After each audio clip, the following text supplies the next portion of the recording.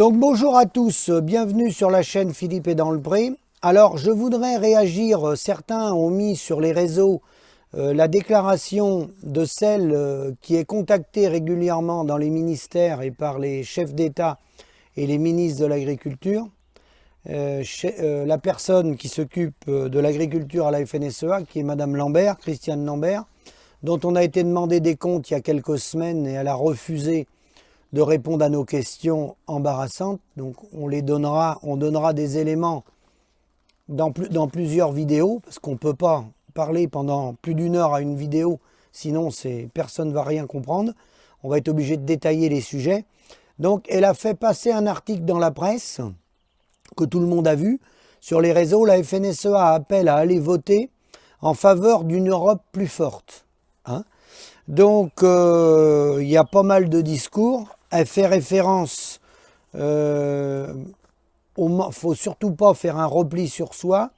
La souveraineté alimentaire, c'est important, alors que eux, à travers toutes leurs structures coopératives agroalimentaires, Unigrain, Invivo, Groupe Avril, ex-Sophie Protéol, ils ont conquis des parts de marché dans toute l'Europe et dans le monde entier.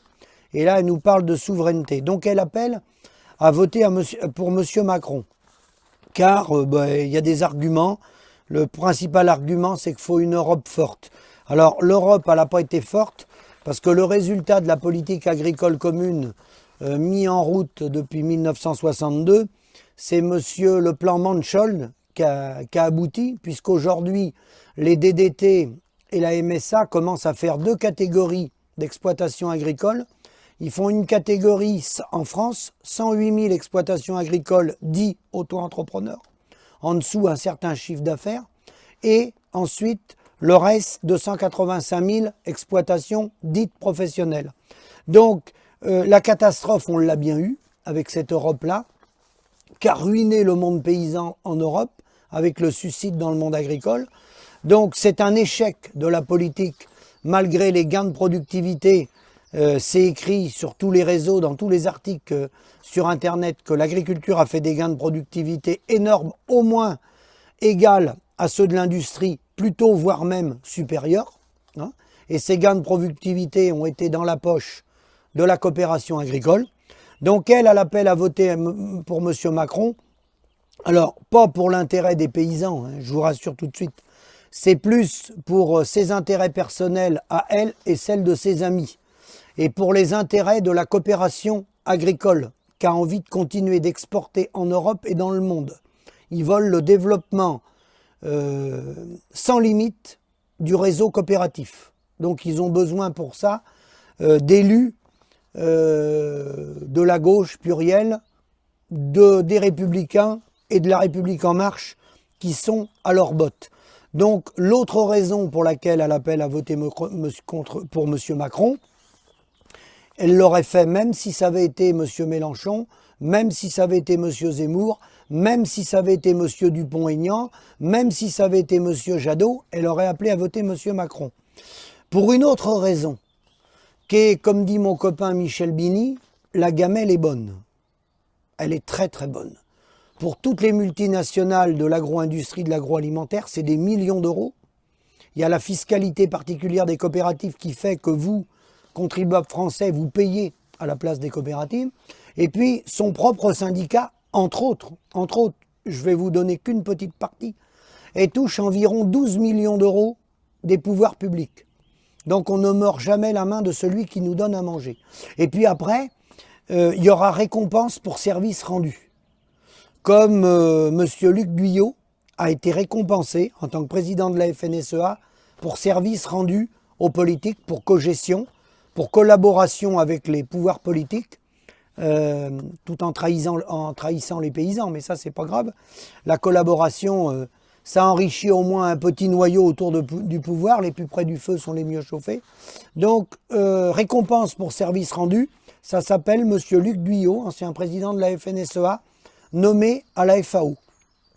Ça s'appelle, dans d'autres corporations salariales par exemple, vous voyez des leaders syndicaux qui appellent à voter pour M. Macron, c'est monsieur, par exemple, Bernard Thibault, bien connu, ancien secrétaire général de la CGT, qui a été nommé au Bureau international du travail, au niveau européen, sous le gouvernement Macron, Hollande, où était monsieur Macron, puisqu'il était dans le gouvernement Hollande également. Donc, c'est les petites récompenses pour service rendu. Je vous donnerai dans des prochaines vidéos ces gens-là, comme madame Lambert, vous verrez où ils finissent leur carrière. C'est le renvoi d'ascenseur. Voilà.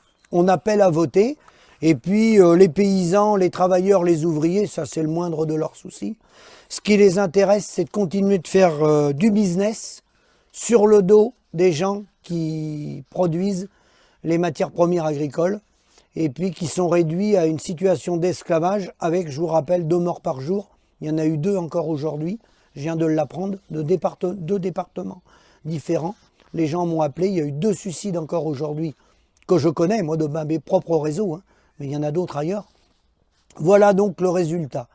Donc, ne vous laissez pas berner. Celui qui est contre Madame Le Pen, il vote blanc, ou il ne va pas voter, voilà. Mais non, la politique de M. Macron, elle est comme celle de M. Hollande, comme celle de Nicolas Sarkozy. Le monde agricole, ils n'ont rien fait pour le monde agricole. Ils ont ruiné l'élevage, et ça continue, et ça s'aggrave. Et les lois Egalim qui l'ont mis en place, la loi Egalim 1 et 2, n'a apporté aucun résultat. Il n'y a aucune valorisation des prix des produits agricoles des parcs fermes. Et ça a coûté, cette loi Egalim. Je l'ai demandé et je vais le redemander dans des prochaines vidéos. Je veux savoir combien ça coûtait aux contribuables. Parce que quand il y a des colloques comme ça, des réunions, c'est pas gratuit, hein. Tout ce petit monde-là, il se fait payer. Ainsi que le monde syndical qui participe à ces tables rondes. Alors des tables rondes, c'est bien, mais pour déboucher sur 0 résultat, il faut arrêter de prendre les Français pour des cons. Et de faire payer des impôts à des Français et que ça sert à détruire les paysans. Avant de faire la vidéo, j'ai quelqu'un du sud de la France qui m'a appelé pour apporter un don au SAMU social agricole. C'est des cadres qui travaillent dans des entreprises. Ils m'expliquaient qu'ils payaient 8 500 euros d'impôts par an. Alors je leur ai expliqué à quoi servaient leurs impôts en matière agricole. J'ai dit, madame, perdez pas votre temps, allez dans les magasins et puis essayez de croire que les hausses passées dans les grandes surfaces, ça va aller aux producteurs. Il revient 0 centime aux producteurs. Si vous voulez faire vivre le producteur, c'est malheureux, mais il faut presque descendre aller acheter le produit dans la ferme. Parce qu'on ne peut faire confiance à aucun gouvernement, on en a encore eu la preuve. Voilà. Donc chacun prend ses responsabilités, mais appeler à voter pour M. Macron, c'est sûr qu'elle ne peut pas faire autrement. Les 12 millions d'euros, elle en a besoin pour faire tourner sa boutique syndicale. Par contre, nous, on va lui demander des comptes, parce qu'elle n'a pas voulu répondre la dernière fois. Et nous, on veut savoir ce qu'ils font, entre autres, de ces 12 millions d'euros-là, parce qu'il y a beaucoup plus d'aides que ça, de versées par l'État pour l'agriculture. Hein, il y a 1 milliard d'euros chaque année qui est versé à travers les différentes crises. Hein, chaque année. Hein, et après, il y a toutes les aides à la coopération agricole, aux interprofessions, les plans de relance, les agrocarburants ont été subventionnés, la méthanisation, les mises aux normes sur les élevages intensifs, et j'en passe et des meilleurs. Donc c'est une cogestion totale, donc bien entendu, ils veulent essayer de rester groupés. Parce que quelle est la crainte d'un renouvellement politique? Peut-être que ça ne changerait rien, peut-être que Mme Le Pen resterait sur les mêmes bases. Personne ne peut le dire parce que ils n'ont jamais été au pouvoir, ces gens-là, donc personne ne peut répondre à cette question. Mais ces gens-là qui sont dans les syndicats, ils ont surtout peur d'une chose, c'est qu'elles coupent une partie de leur enveloppe. C'est tout. Sinon, les paysans, je vous rassure, ils en ont malheur strictement rien à foutre. Ça, faut bien en être conscient. Hein. Je vous parle de l'échelon national, hein. Attention. Parce qu'il y a des gens en local et dans les départements qui feront un vrai travail syndical et un travail bénévole. Je dis bien un travail bénévole. Moi, je vous parle de l'échelon national. Voilà.